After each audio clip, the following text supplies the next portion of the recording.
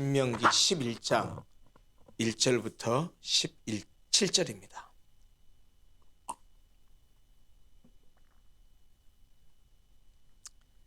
신명기 11장 1절부터 17절까지 함께 읽겠습니다. 그런즉 내 하나님 여호와를 사랑하여 그가 주신 책무와 법도와 규례와 명령을 항상 지키라. 너희의 자녀는 알지도 못하고 보지도 못하였으나 너희가 오늘날 기억할 것은 너희의 하나님 여호와의 교훈과 그의 위엄과 그의 강한 손과 펴신 팔과 애굽에서 그 왕 바로와 그 전국에 행하신 이적과 기사와 또 여호와께서 애굽 군대와 그 말과 그 병거에 행하신 일, 곧 그들이 너희를 뒤쫓을 때에 홍해물로 그들을 덮어 멸하사 오늘까지 이른 것과 또 너희가 이곳에 이르기까지 광야에서 너희에게 행하신 일과 르우벤 자손 엘리압의 아들 다단과 아비람에게 하신 일, 곧 땅이 입을 벌려서 그들과 그들의 가족과 그들의 장막과 그들을 따르는 온 이스라엘의 한가운데에서 모든 것을 삼키게 하신 일이라. 너희가 여호와께서 행하신 이 모든 큰 일을 너희의 눈으로 보았느니라. 그러므로 너희는 내가 오늘 너희에게 명하는 모든 명령을 지키라. 그리하면 너희가 강성할 것이요 너희가 건너가 차지할 땅에 들어가서 그것을 차지할 것이며 또 여호와께서 너희의 조상들에게 맹세하여 그들과 그들의 후손에게 주리라고 하신 땅, 곧 젖과 꿀이 흐르는 땅에서 너희의 날이 장구하리라. 내가 들어가 차지하려 하는 땅은 내가 나온 애굽 땅과 같지 아니하니 거기에서는 너희가 파종한 후에 발로 물대기를 채소밭의 댐과 같이 하였거니와 너희가 건너가서 차지할 땅은 산과 골짜기가 있어서 하늘에서 내리는 비를 흡수하는 땅이요 내 하나님 여호와께서 돌보아 주시는 땅이라. 연초부터 연말까지 내 하나님 여호와의 눈이 항상 그 위에 있느니라. 내가 오늘 너희에게 명하는 내 명령을 너희가 만일 청종하고 너희의 하나님 여호와를 사랑하여 마음을 다하고 뜻을 다하여 섬기면 여호와께서 너희의 땅에 이른 비 늦은 비를 적당한 때에 내리시리니 너희가 곡식과 포도주와 기름을 얻을 것이요 또 가축을 위하여 들에 풀이 나게 하시리니 내가 먹고 배부를 것이라. 너희는 스스로 삼가라. 두렵건대 마음에 미혹하여 돌이켜 다른 신들을 섬기며 그것에게 절함으로 여호와께서 너희에게 진노하사 하늘을 닫아 비를 내리지 아니하여 땅이 소산을 내지 않게 하심으로 너희가 여호와께서 주신 아름다운 땅에서 속히 멸망할까 하노라. 아멘.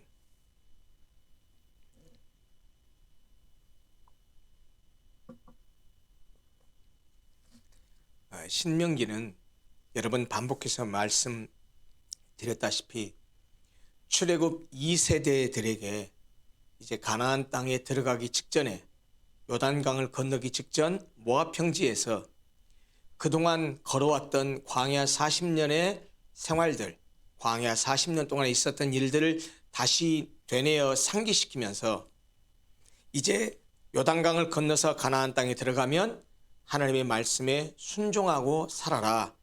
그래야 너희들이 하나님께서 예비하고 그리고 약속하신 복을 누리고 살아갈 수 있다. 만약에 그렇지 아니하면 너희가 아무리 젖과 꿀이 흐르는 땅에 들어가더라도 멸망할 것이다 라고 다시 그들에게 출애굽 2세대들에게 율법을 리마인드 시켜주는 그런 말씀이다 하는 얘기를 여러 번 반복해서 드렸습니다. 그러다 보니까 신명기는 과거와 현재와 미래 이 세 시제가 항상 엮여져 있습니다. 다시 말하자면, 다시 반복해서 말씀드리자면 현재 요단강을 건너기 직전 모압 평지에 모여있는 출애굽 2세대들에게 지난 광야 40여 년을 회상하면서 하나님께서 그들에게 어떻게 은혜를 베푸셨는지, 어떻게 여기까지 인도하셨는지, 어떻게 그들이 하나님의 불순종하면 하나님께 반역하면 그들을 징벌하셨는지 하는 것들을 회상합니다. 그리고 장차 가나안 땅에 들어가서도 절대로 하나님의 말씀을 거역하지 말아라. 우상 숭배하지 말아라. 반드시 하나님의 명령을 지켜 순종해라 라고 요청한다는 점에서 아까 말씀드린 대로 신명기는 과거와 현재와 미래 이 세 시대가 함께 엮여져 있다는 말입니다. 거듭 반복한다면 신명기는 현재를 축으로 삼아서 과거를 회상하는 동시에 미래지향적인 교훈을 이스라엘 2세대들에게 주고 있습니다. 본문을 가만히 들여다보면 1절부터 7절까지는 과거를 회상하는 내용이에요. 보십시오. 맨 먼저 1절에 지키라고 명령부터 합니다. 그런즉 내 하나님 여호와를 사랑하여 그가 주신 책무와 법도와 규례와 명령을 항상 지키라 라고서 먼저 명령을 준 다음에 2절부터 7절까지는 지난 날들을 간단히 회상합니다. 그 내용은 크게 두 가지입니다. 하나는 하나님께서 어떻게 그들에게 은혜를 베푸셔서 지금 여기까지 왔는지, 또 광야 40년 동안에 하나님을 반역하고 거역한 자들을 하나님이 어떻게 징벌했는지를 간단히 요약합니다. 한번 보십시오. 2절부터 볼까요? 너희의 자녀는 알지도 못하고 보지도 못하였지만 너희가 오늘날 기억할 것은 너희들이 다 경험하지 않았느냐? 너희의 하나님 여호와의 교훈과 그의 위엄과 그의 강한 손과 펴신 팔과 애굽에서 그 왕 바로와 그 전국에 행하신 이적과 기사와 또 여호와께서 애굽 군대와 그 말과 그 병거에 행하신 일, 곧 그들이 너희를 뒤쫓을 때 홍해물로 그들을 덮여 멸하사 오늘까지 이른 것과 홍해에 수장시킨 얘기를 하죠. 또 너희가 이곳에 이르기까지 광야에서 너희에게 행하신 일, 어떤 일을 행하셨습니까? 구름 기둥과 불 기둥으로 인도하셨고 만나와 메추라기로 그들을 먹이셨습니다. 그 일과 그리고 6절 반역하는 자들을 심판한 것에 대해서 얘기합니다. 르우벤 자손 엘리압의 아들 다단과 아비람에게 하신 일, 곧 땅이 입을 벌려서 그들과 그의 가족과 그들의 장목과 그들을 따르는 온 이스라엘 한가운데서 그들의 모든 것을 삼켜버린 일, 땅이 그들을 다 삼켜버렸죠.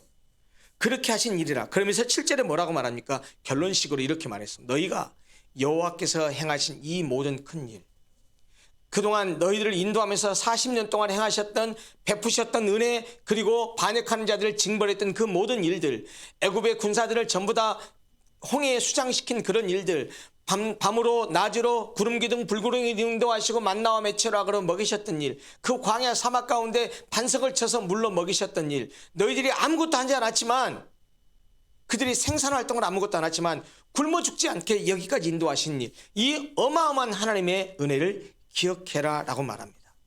그들은 이 출애굽 2세대의 이스라엘 백성들은 광야 40년을 지나면서 이 모든 것을 직접 눈으로 보고 경험했습니다. 하나님의 능력과 기적들을 직접 눈으로 경험했습니다. 그리고 하나님을 반역한 자들에게 내리치는 저주와 징벌도 눈으로 경험했습니다. 그러면서 그것들을 회상하면서 1절에 주신 말씀이 뭐였습니까? 하나님이 주신 책무와 법도와 규례와 명령을 항상 지키라고 부탁합니다. 하나님께서는 이스라엘 백성들을 애굽에서 인도하여 내실 때 많은 표적과 기사들로 애굽을 치셨습니다. 바로의 군대를 홍해바다에 수장시키셨습니다. 사실 이것은 세상에 대한 심판을 의미하고 있죠. 그뿐만 아니고 하나님은 40년에 걸친 광야 생활에서는 자기 백성을 인도하시면서 그들을 지키시고 보호하시고 먹이셨습니다. 히브리서는 뭐라고 말합니까? 그들을 이 광야에서 이스라엘 백성이 1세대들이 광야에서 다 엎드려 죽은 이유는 그들이 굶어 죽은 것이 아니고, 그들이 발이 부르터서 죽은 것이 아니고 하나님께 불순종해서 다 죽었다고 말합니다. 하나님께서 그들을 지키시고 보호하시고 인도하셨는데 시도 때도 없이 하나님을 반역했지 않습니까? 바로 불순종한 죄 때문에 죽었다고 말합니다. 뿐만이 아닙니다.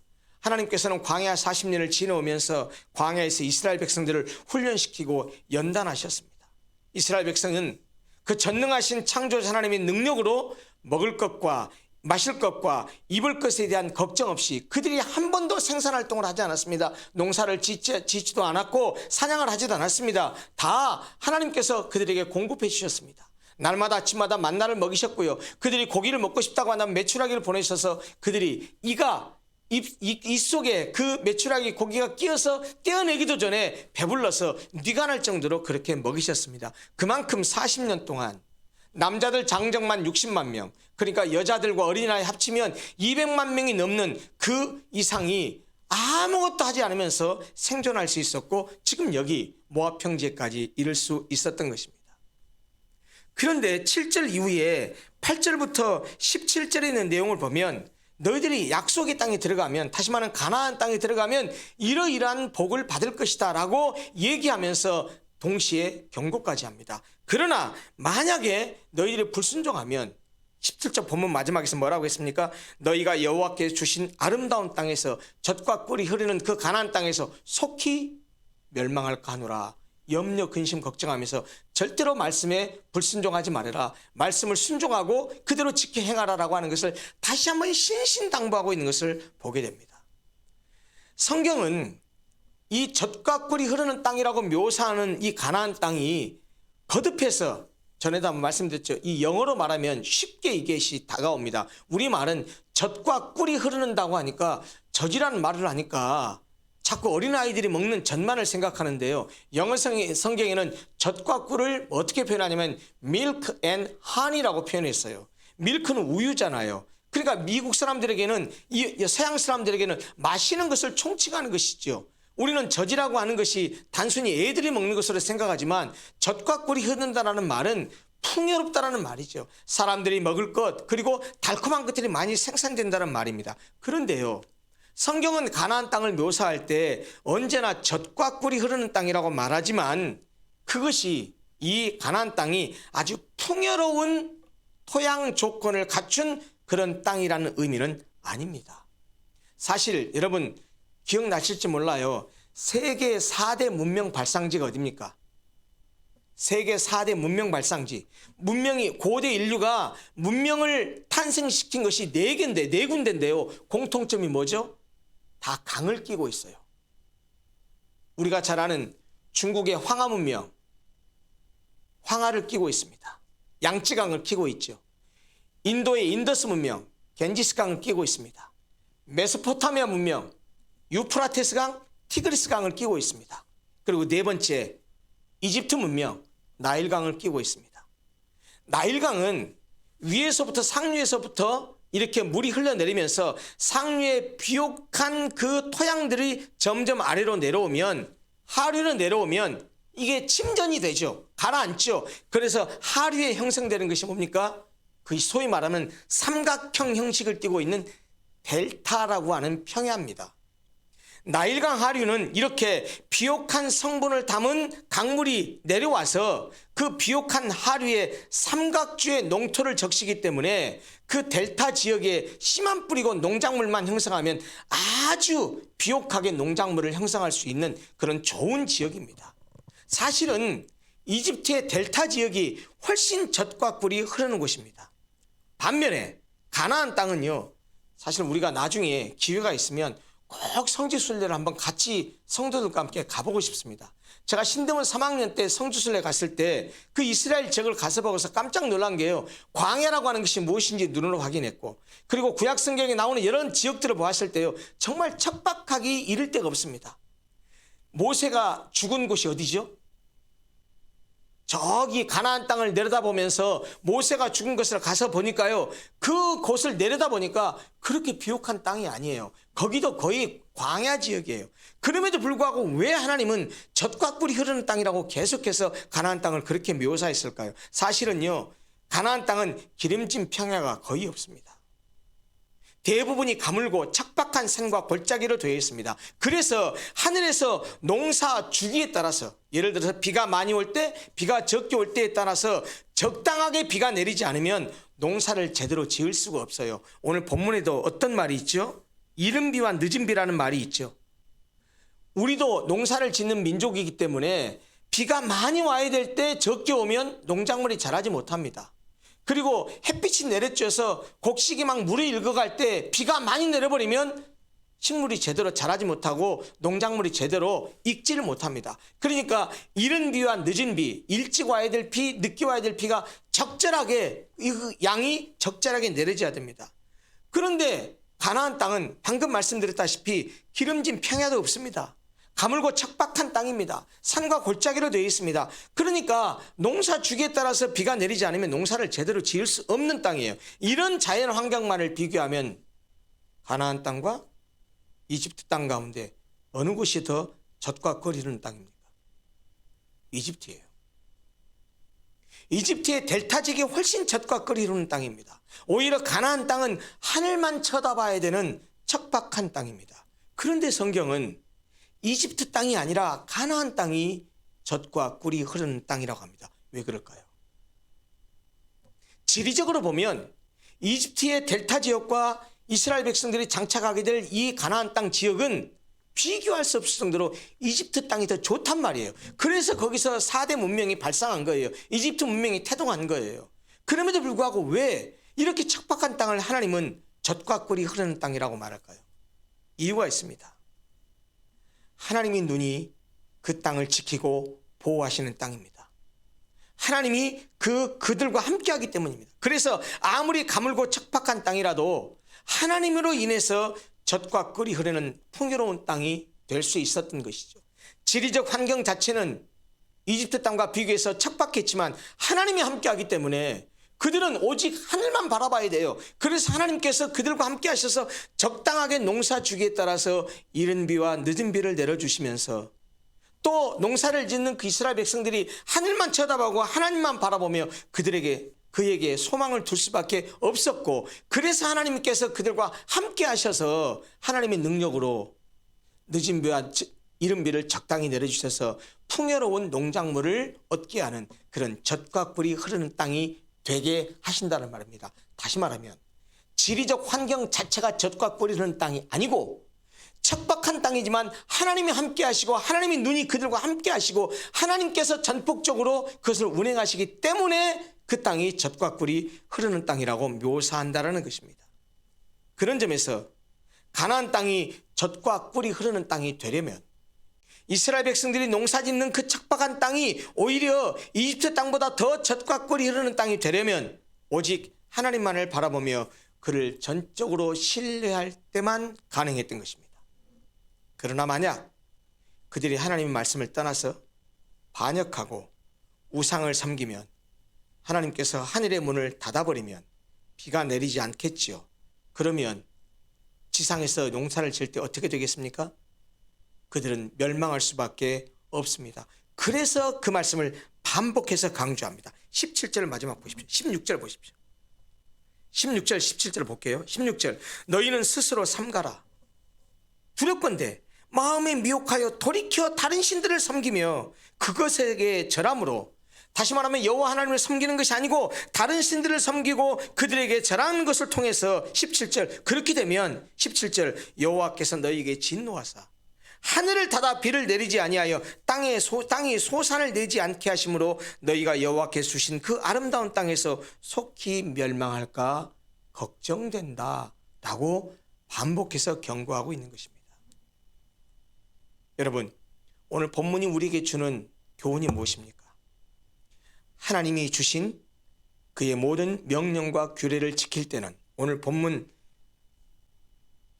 1절에서 말한 것처럼 그가 주신 책무와 법도와 규례와 명령이라는 단어를 썼는데 이 모든 것을 지킬 때는 아무리 척박한 땅이라도 젖과 꿀이 흐르는 땅이 되겠지만 반대로 그것들을 지키지 않고 우상을 섬긴다면 풍요로움이 아니라 파멸이 뒤따른다는 것입니다. 사실 여호와의 계명은 항상 양면성이 있습니다. 순종하면 복이요, 불순종하면 화라는 거예요.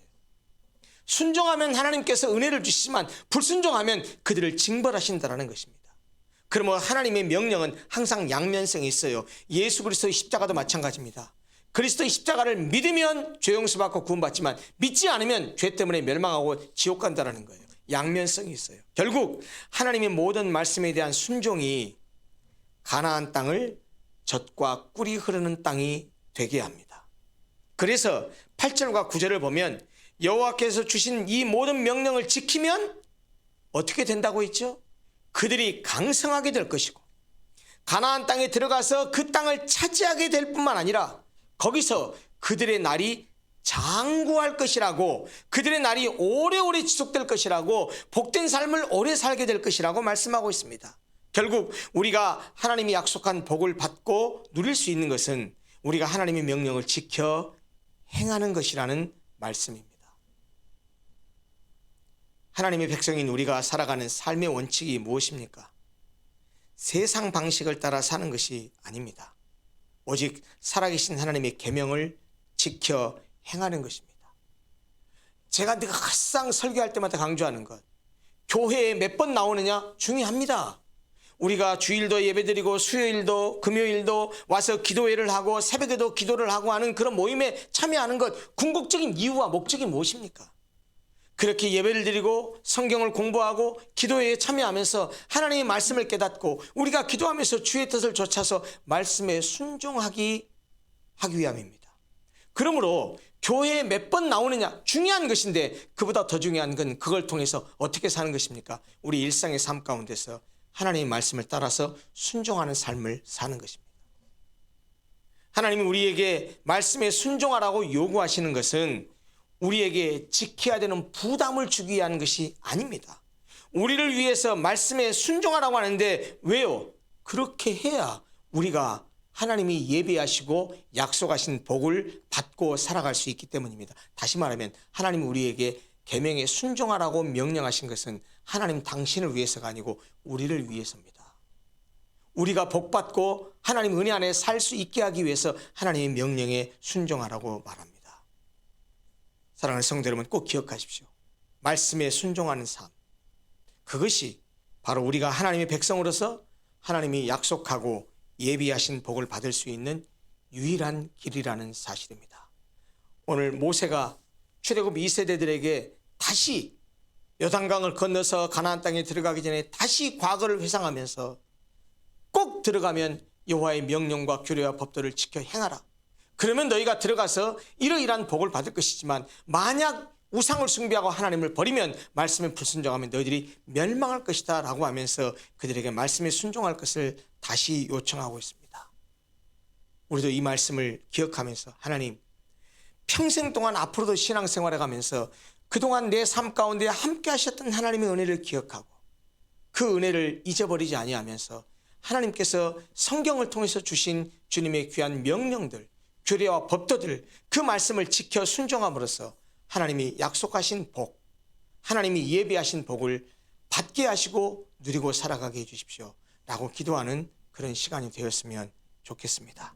함께 몇 가지 위해서 기도한 다음에 개인적으로 기도하고 자유롭게 돌아가시면 되겠습니다. 먼저 말씀을 생각하시면서 함께 기도했으면 좋겠습니다. 하나님, 지금 모세가 이스라엘 백성들에게 말씀에 순종하라고 요청하기 전에 과거에 그들에게 베푸셨던 주님의 은혜를 다시 한번 다 곱씹어 보게 했던 것처럼, 하나님, 우리도 주께서 우리에게 베푸신 은혜를 기억하고 주님이 우리에게 요청하신, 요구하신, 명령하신 그 말씀을 지켜 순종함으로써 그 말씀을 지켜 순종하는 자에게 약속하고 예비하신 복들을 받아 누리게 해주십시오. 말씀에 순종하는 삶을 살아가는 우리가 되게 해주십시오. 먼저 말씀을 기억하면서 잠깐 1분 정도 기도하고 계속해서 몇 가지 공동 기도 제목을 가지고 기도하겠습니다. 기도합니다.